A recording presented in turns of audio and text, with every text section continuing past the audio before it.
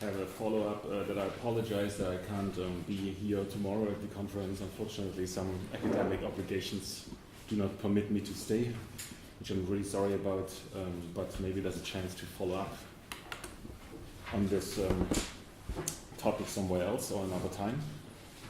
My presentation basically can be summarized or stands under one quote that I got from Gilles Deleuze, who basically was some sort of role model, or this sentence is some sort of role model to my to this work, which is part of my book from the Das Leben der Institution. So the quote is here. I will put it at the beginning.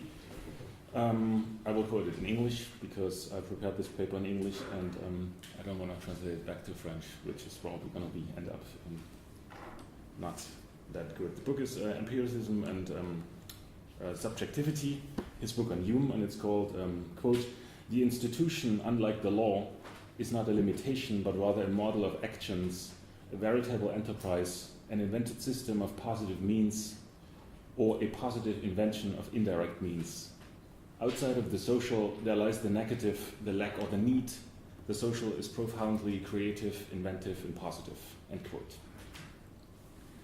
My topic moves between the zeitgeist and traditions of thought that are as old as social philosophy and social theory itself. If Emile Durkheim sees in institution the solution to the problem of society, then critical theory considers them rather the problem of social life. That is, positive sociology is the science of institutions, and critical sociology the critique of institutions. This conceptual bifurcation extends into the present, for instance, in the entrenched divide between studies that emphasize mechanisms of inclusion, stabilization, and processes of institutionalization, or those that strictly focus on deconstruction, destabilization, and deinstitutionalization. I do not intend to undertake here a dialectical sublation of this dualism. Rather, I prefer to move between those positions. Methodologically, moving between different approaches tends to work particularly well where the intellectual positions are mutually exclusive, although that does not mean that such a method should be restricted to cases of contradiction and opposition. It just so happens to be the case here. In theorizing about institutions, it is particularly advantageous that a multiplicity of seemingly contradictory definitions exist, thus enabling me to tack between two different trains of thought. The entire tradition of theories of institution works in a stabilized or destabilized tension of definitions that seem to be mutually exclusive.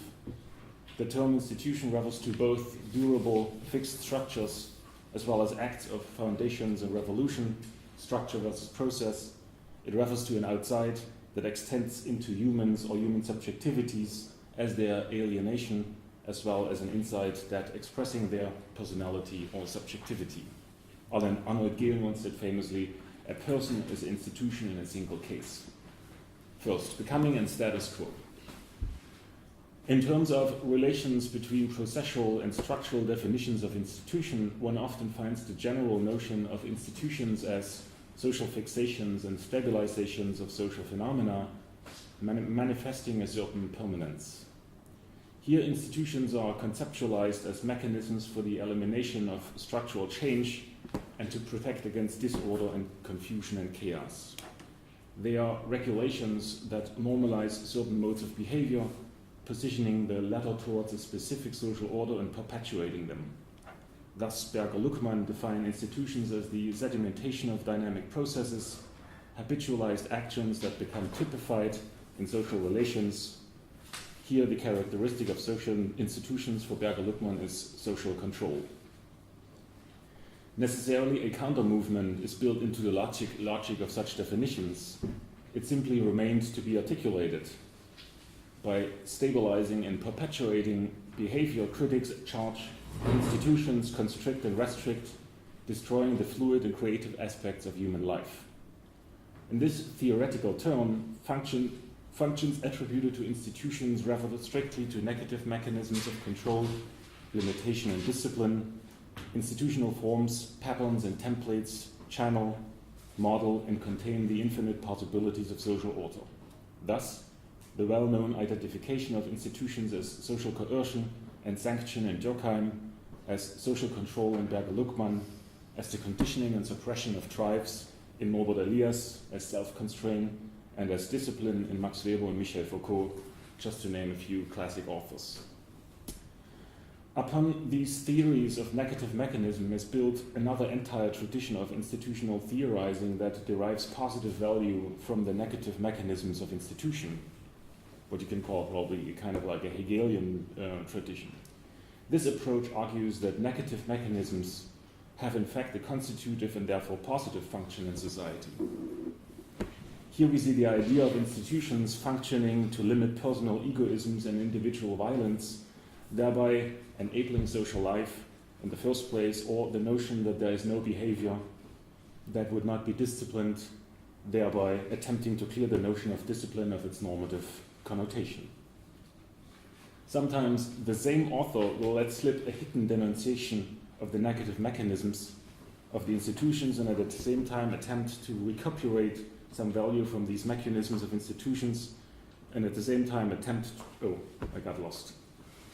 From these, what they basically do is what they give with one hand, they take with the other. In other words, what I have painted as the two traditions of approaches can sometimes be seen in the same author.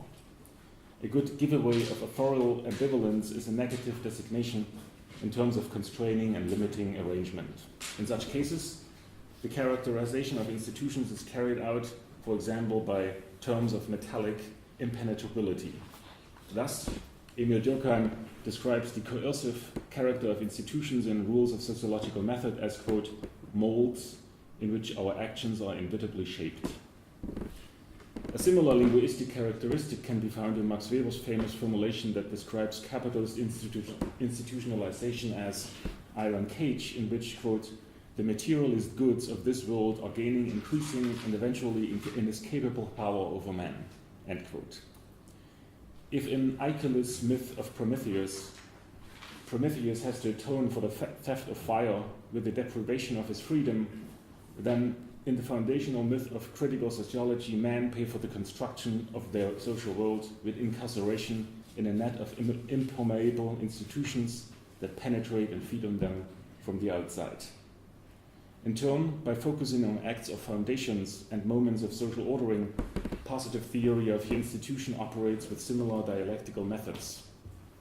However, here institutions constitute the ground of possibility for the freedom of man, and as Durkheim says, far from proceeding collective life, they derive from it. The foundational myth of positive theory of institution is, as Gehlen called it in one of the titles of in his book, Birth of Freedom from Alienation. Die Geburt der Fremdung, die Geburt der Freiheit aus der Entfremdung. Birth of Freedom from Alienation. Explicitly thinking and articulating this contradiction of fixing institutional order and fluid human individuality almost necessarily makes this dualism collapse, because obviously institutions are as much structures as they are fluid.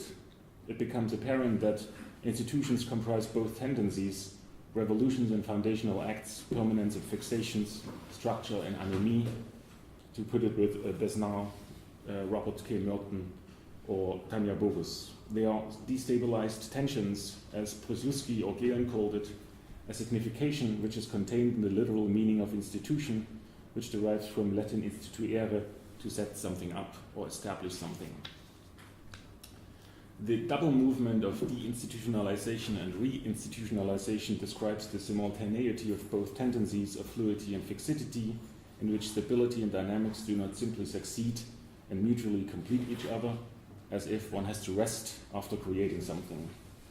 Procedural and structural characteristics are rather relational designations that are dependent on the institutional position or mood we are in. The question of whether it is a process of stabilization or dynamization that confronts us is relative insofar as every deinstitutionalization and movement institutionalizes itself in a different form. So that's the argument, that there is actually no such thing than deinstitutionalization, that it always at the same time reinstitutionalizes something else.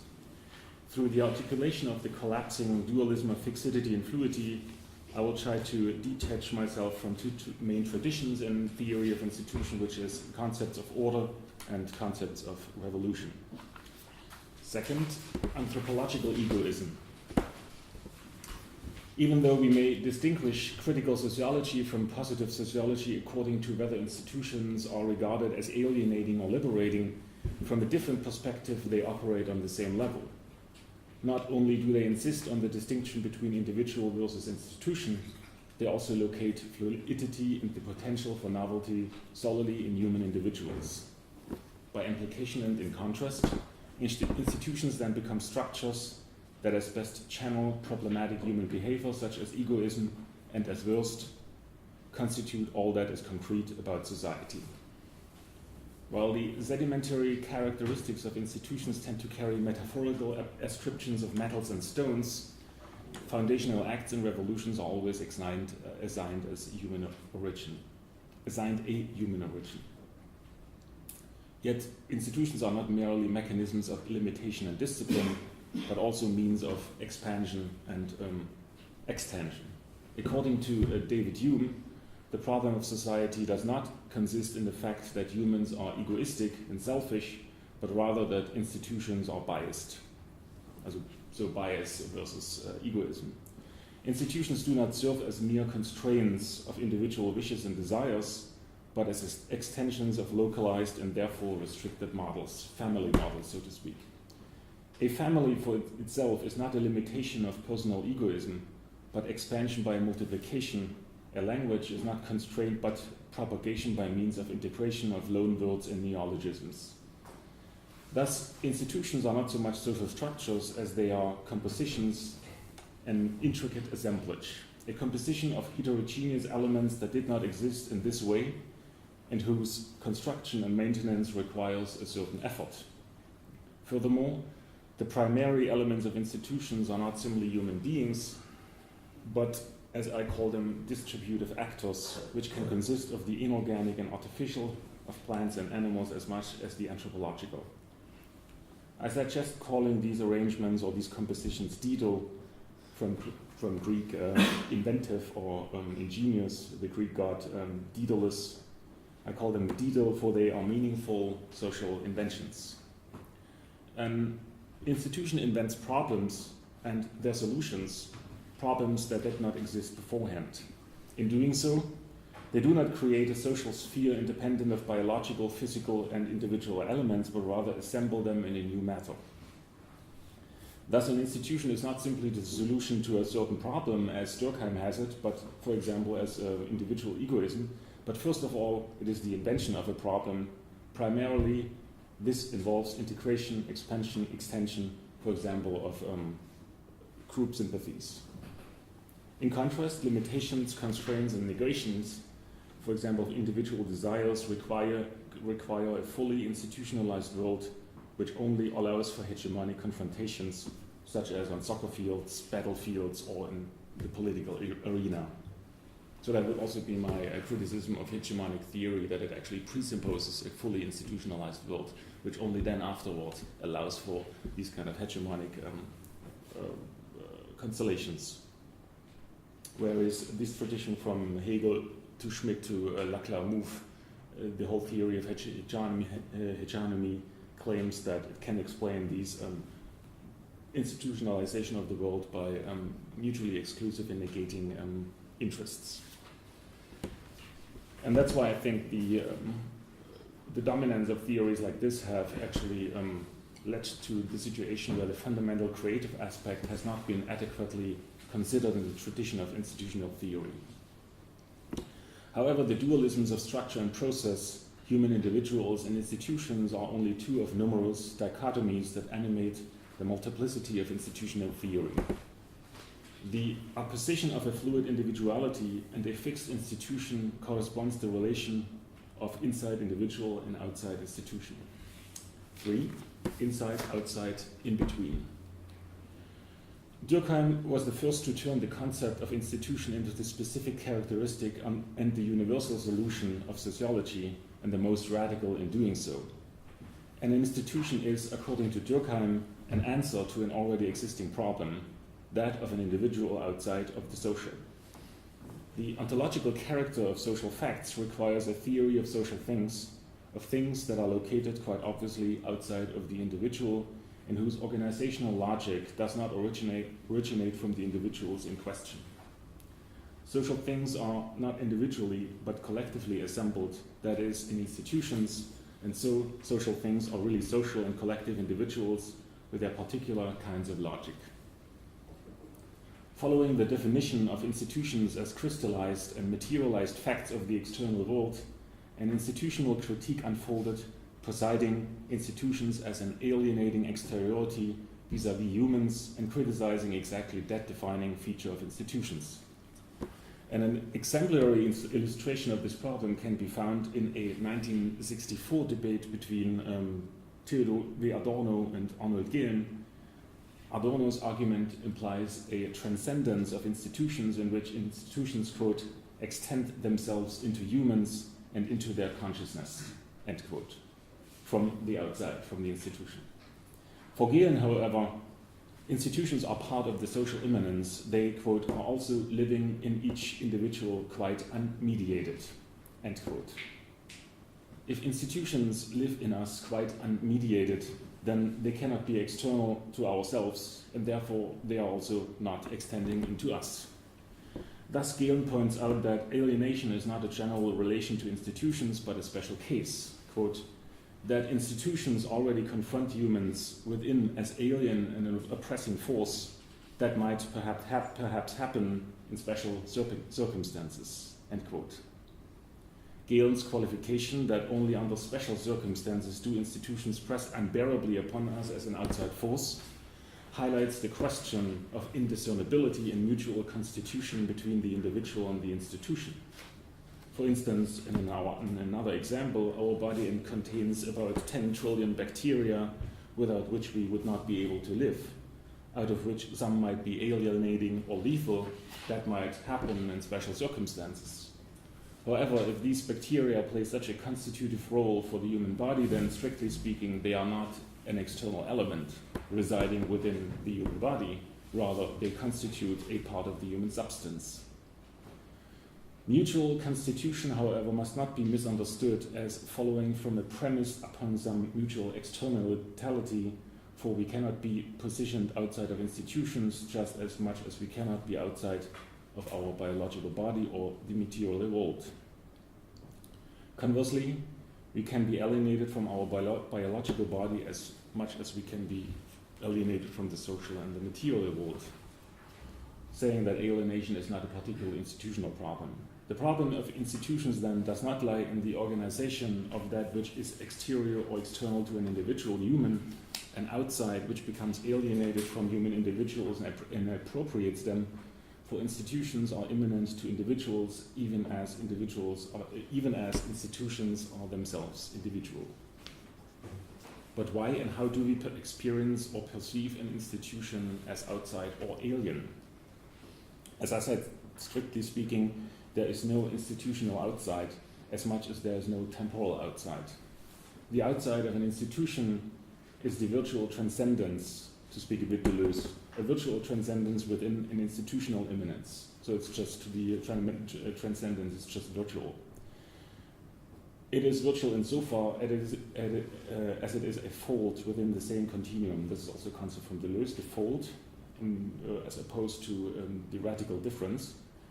With a continuous immanence, one crosses from one fold, from one institution to the other, which in turn explains the notion of an outside or transcendence. This transcendence is the other side of the fold or the other side of the institution of which I am located in, but all within the same immanence. The concept of an infinitely folded institutional immanence is helpful because with the concept of the fold, we are not trapped in the strong separation of inside and outside that is infinitely concerned with mediating the two sides. Such thinking is exemplified in Niklas Luhmann's theory of social systems, which comprehends social reality by the bifurcation of subsystems and their respective environments.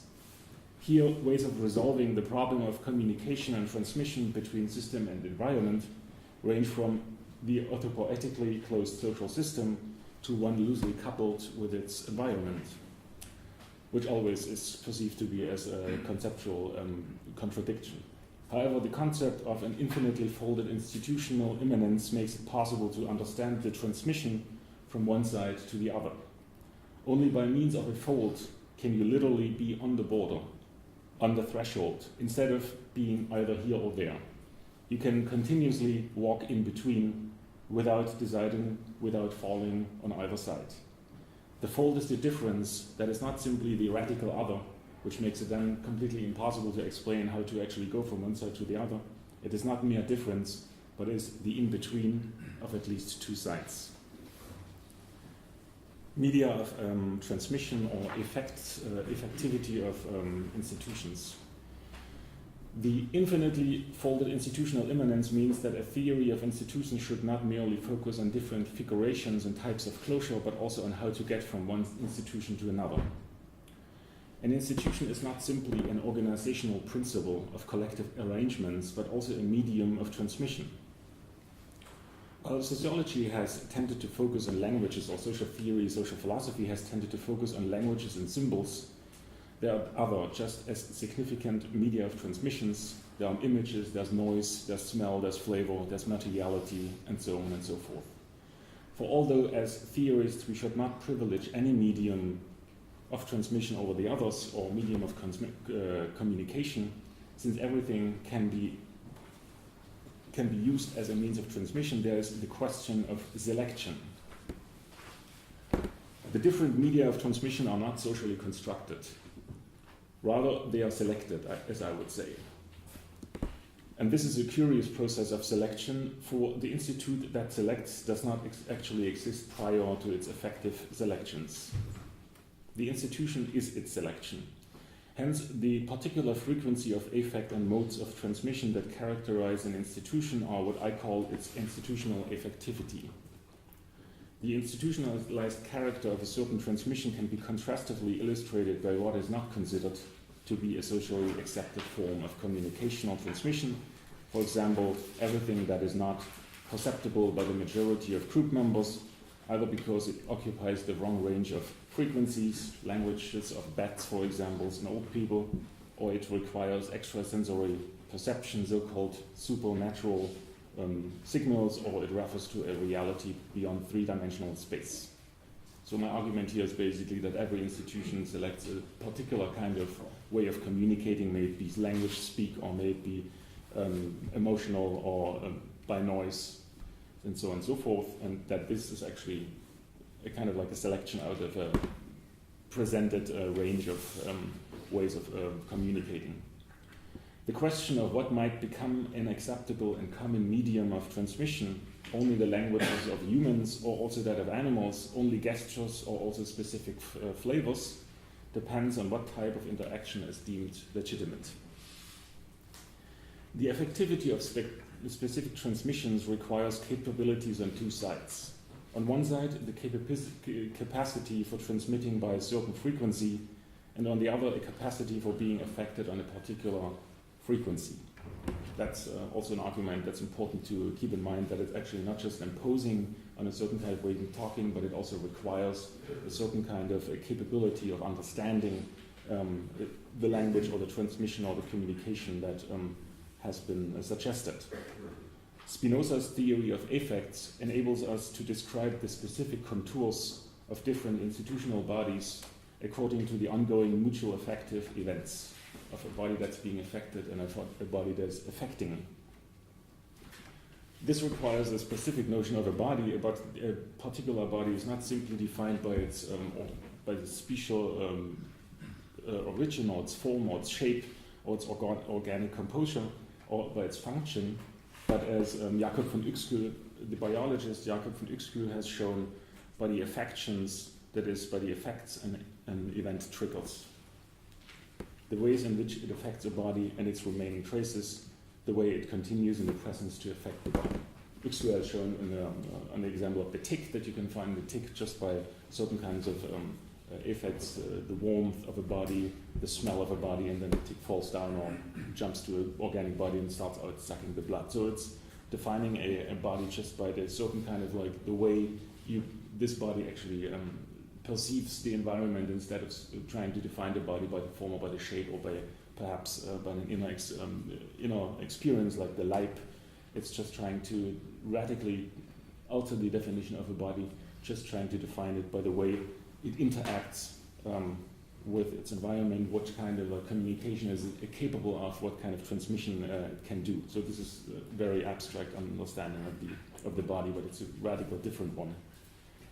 And from this perspective, from this theory of affect, biological and social bodies do not differ, which is why we can map Spinoza's rather abstract theory of the body into institutions, thus making it possible for us to speak of institutional bodies. The same by treating an institution the way you would treat a body by trying to understand what an institution is actually capable of understanding and capable of acting upon on other institutions. The defining attribute of an institution in this view is not its participating elements, organs, or its form, but an induced fact that an external agent is capable of triggering. Hence, it is a set of effective capabilities and an effective threshold that defines an institution as an institution. These effective capabilities are the capability both to affect and being affected, the capability for evoking effects. 5 elements of an institution. But who or what is exactly moving in an institution? Since fluidity and changeability do not refer to human subjectivity alone, institutions cannot be defined merely as the fixation and sedimentations of human changeability. Since institutions aren't as much outside as they are inside of individuals, our conventional understanding of the institution as a collectivity of human individual subjectivities becomes flipped inside out, as it were, and the question of what precisely comprises an institution arises anew. A theory of affect has shown that institutions can mainly be defined by their effects and traces. Thus, their definition is, in a manner of speaking, always only a posteriori. The types of effects vary and are always the result of the institutional history, ranging from the specific problem an institution formally faces, its particular usage of symbols, its own official history, and structural imaginary, to the way it can affect us. An institution comprises a multiplicity of elements, inorganic, organic, artificial, imaginary, semiotic, etc., and the composition of elements differ from institution to institution. I would argue that an institution is a composition of heterogeneous elements in an agentic entity that evokes a social effect. The characteristics of an institution cannot be reduced to the aggregate characteristics of its various component elements. The institution as a whole may possess features that differ radically from the characteristics of its component elements, since institutions are emergent, not have emergent qualities. On the other hand, component elements of institutions do not themselves have to partake of any sort of social nature. In addition, they can comprise natural, artificial, and organic parts as much as anthropological ones. Institutions can exist even without human elements, as happens, for instance, in the case of the care of offspring in the animal world, as has been shown by Merleau-Ponty. Thus, it is not the component elements that impart sociality to any sort of arrangement, but rather the emergent movement of institutionalization. Naturally, an institution has characteristics that go beyond symbolic and structural performances. These include its materiality, its specific temporalities, that is, the rhythm and the speed by which its members become affected, its particular practices and discourses, and also its affectivity, whereby its members become attracted or repulsed. The institutional composition is not only defined by the assemblage of its elements, but also by processes of formation, by its particular types of becoming. This means I'm not so much interested in structures, but rather in the way elements become interleaved, that is, the ways in which rhythms, frequencies, velocities, and shapes of flows emerge within the process of institutionalization. A flow has borders and also an outside, but these borders and this outside is not constitutive for the flow. Rather, it is the environment into which the flow carves itself, and that constitutes a possibility for acceleration or a barrier that has to be bypassed. there are bifurcations and confluences that are not primarily critical or threatening, but rather enable or compel new flow formations. That also aims as a criticism against the notion of hegemonic constellations, that these constellations are always problematic and critical and always end up in so-called a struggle for survival or for power. But I would argue that these kind of like these flows, when different institutions meet, that it also enables and compels to new ideas and new problems emerge. So it can also be understood as a creative problem. Aside from these basic and basal definitions that refer to the operational logic and the elements of the institution, I would like to mention some other aspects of the lives of institutions. This is by no means a comprehensive and exhaustive list of features, but does encompass a variety of phenomena that can be helpful in the description of institutions, especially in order to escape the reductionism that limits institutions to processes of typification, habitualization, and stabilization. 6. Guiding problems. As we already mentioned with regards to its detail and intricate character, an institution is by no means simply the solution to a problem, egoism, conflict, instability, etc., but rather the act of facing or inventing a problem. I call this the guiding problem of an institution. This term is derived from the concept of idée directrice that, starting from the biology of Claude Bernard, has made its way into the theory of institution via Maurice Oriou and Arnold Gehlen. For Bernard, the idée directrice is also the idée créatrice, the creative idea that is the basis of an organism. For Oriou, the guiding idea is independent of the imagination of the individuals that it attracts or affects, as I would say. Quote, "The idea creates its followers," end quote. The guiding idea then involves the guiding problem of an institution, the problem that an institution implicitly poses. Yet the problem cannot be posed without at the same time implying its solution. The institution is at the same time the invention of and the solution to the problem. Bergson showed that every solution of a problem is preceded by the invention of the problem. I quote Bergson, "The truth is that in philosophy and even everywhere else, it is a question of finding the problem and consequently of presiding it, even more than solving it. For a problem is solved as soon as it is properly stated. By that I mean that its solution exists then, although it may remain hidden and, so to speak, covered up. The only thing left to do is to uncover it. But stating the problem is not simply uncovering it, it is inventing. Discovery or uncovering has to do with what already exists in actuality or virtuality. It might never have happened," end quote. For example, a mass panic itself is not a problem to begin with. It's not a social problem to begin with. However, it can be made into a problem, for example, in transport science. But that means mass panic has to be seen as a problem in the first place, one worthy of a solution. However, the problem also has to be invented before a solution can describe its actual purpose.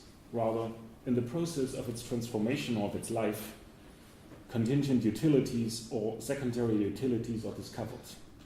Durkheim calls that indirect means, Gehlen calls it secondary utilities. In the process they are discovered that something else is useful and then becomes later on the actual motive, the current motive of an institution.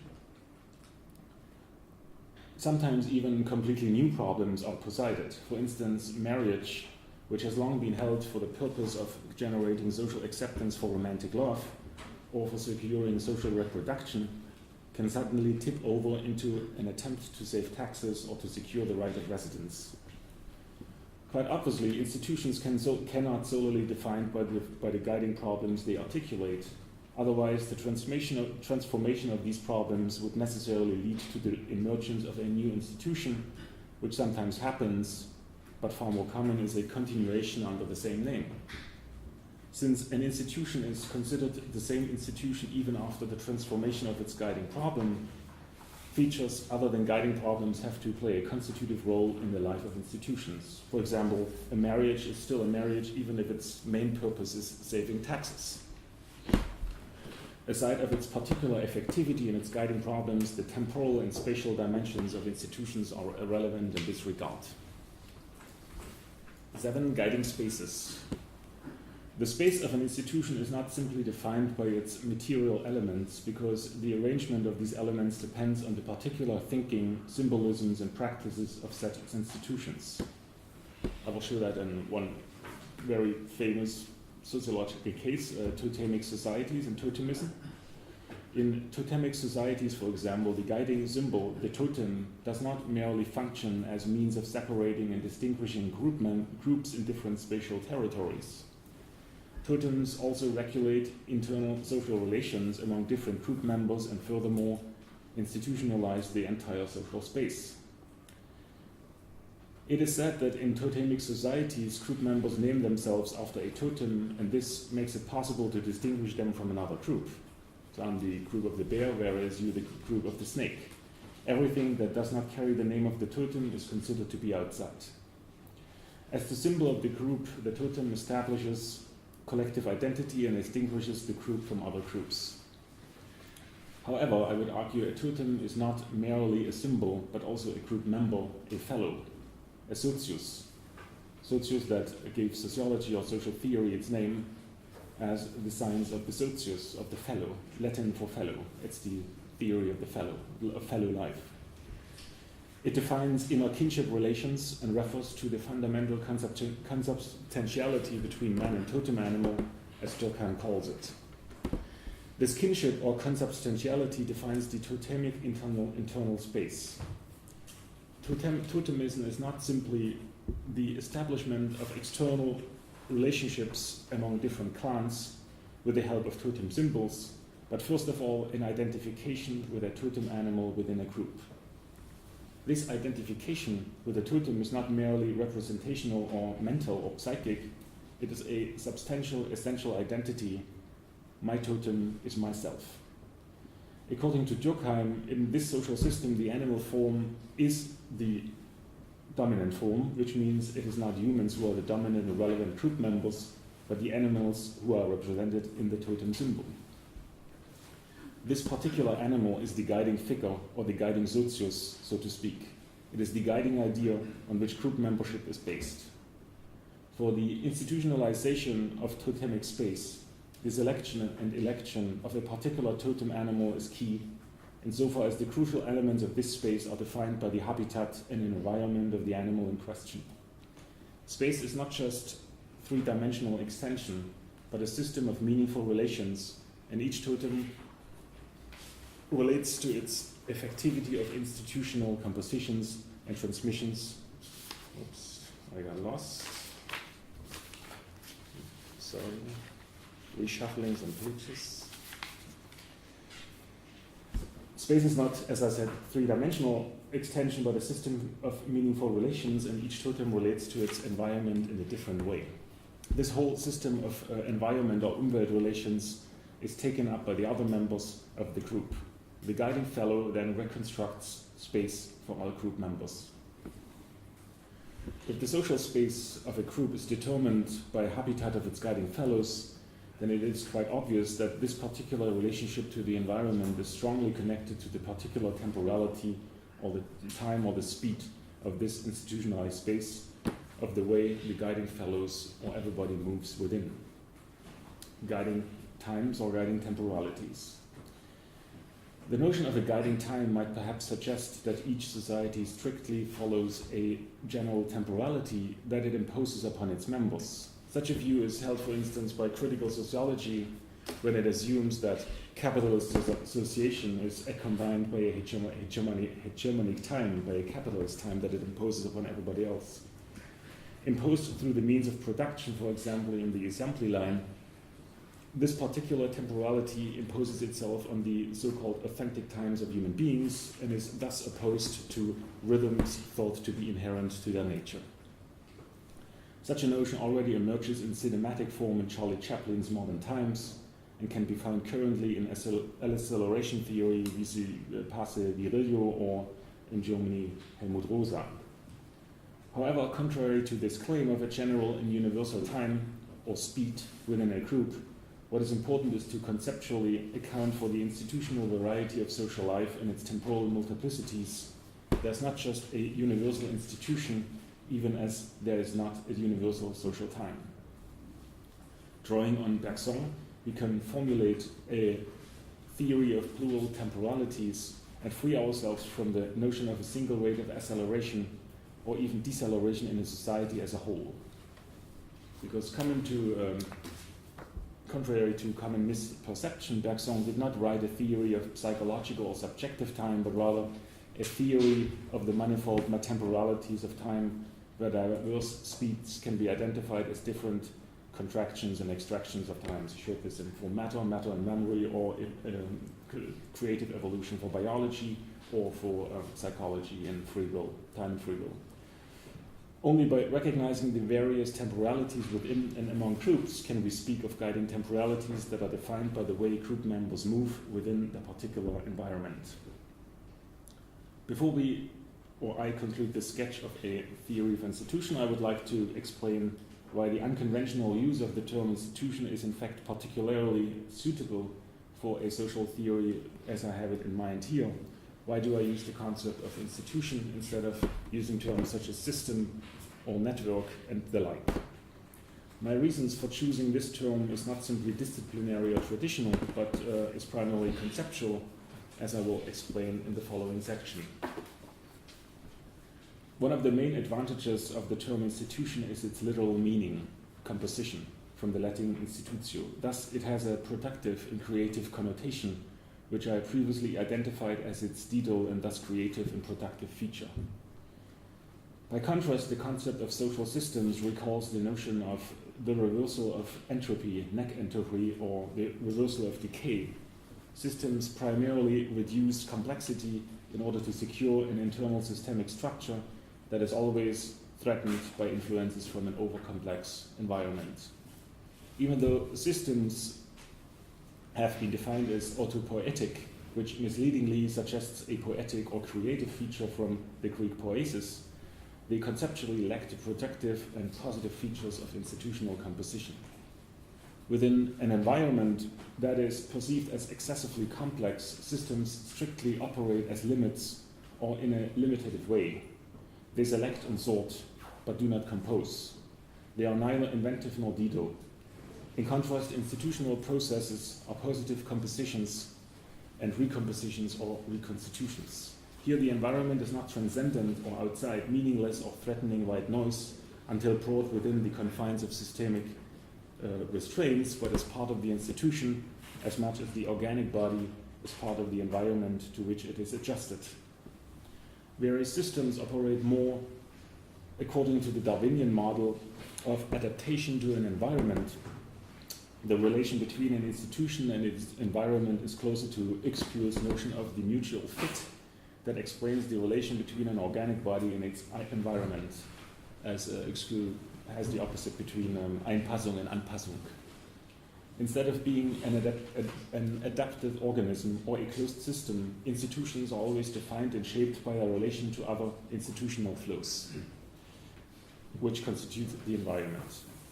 The emerging institutional effects are the results of encounters with other institutions. Thus, structural descriptions are less interesting than the specification of rhythms and frequencies of institutional movements, which are always defined in relation to other institutions.